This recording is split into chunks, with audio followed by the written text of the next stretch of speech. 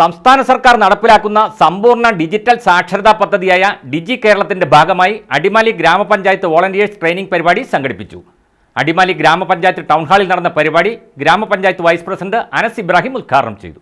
സംസ്ഥാനത്തെ സമ്പൂർണ്ണ ഡിജിറ്റൽ സാക്ഷരതയിലേക്ക് നയിക്കുക എന്ന ലക്ഷ്യത്തോടെയാണ് സംസ്ഥാന സർക്കാർ സമ്പൂർണ്ണ ഡിജിറ്റൽ സാക്ഷരതാ പദ്ധതിയായ ഡിജി കേരളം പദ്ധതിക്ക് രൂപം നൽകിയിട്ടുള്ളത്. ഇതിന്റെ ഭാഗമായി അടിമാലി ഗ്രാമപഞ്ചായത്ത് വോളണ്ടിയേഴ്സ് ട്രെയിനിംഗ് പരിപാടി സംഘടിപ്പിച്ചു. അടിമാലി ഗ്രാമപഞ്ചായത്ത് ടൗൺ ഹാളിൽ നടന്ന പരിശീലന പരിപാടി ഗ്രാമപഞ്ചായത്ത് വൈസ് പ്രസിഡന്റ് അനസ് ഇബ്രാഹിം ഉദ്ഘാടനം ചെയ്തു.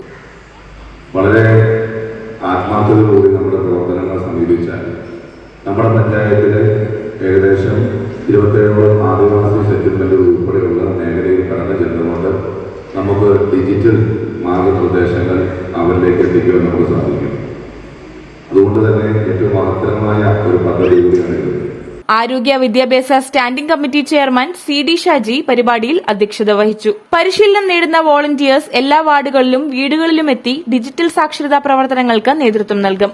അടിമാലി ബ്ലോക്ക് പഞ്ചായത്ത് അംഗം K കൃഷ്ണമൂർത്തി, ഗ്രാമപഞ്ചായത്ത് അംഗങ്ങൾ, ഉദ്യോഗസ്ഥ പ്രതിനിധികൾ തുടങ്ങിയവർ പരിപാടിയിൽ പങ്കെടുത്തു. News bureau, Adimali.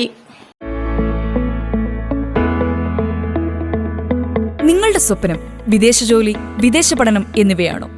എങ്കിൽ ഞങ്ങളുണ്ട് നിങ്ങൾക്കൊപ്പം.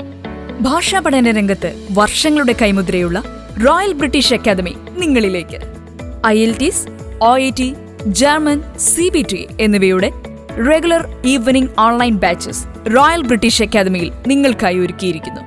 Royal British academy, Muvattupuzha, Kothamangalam.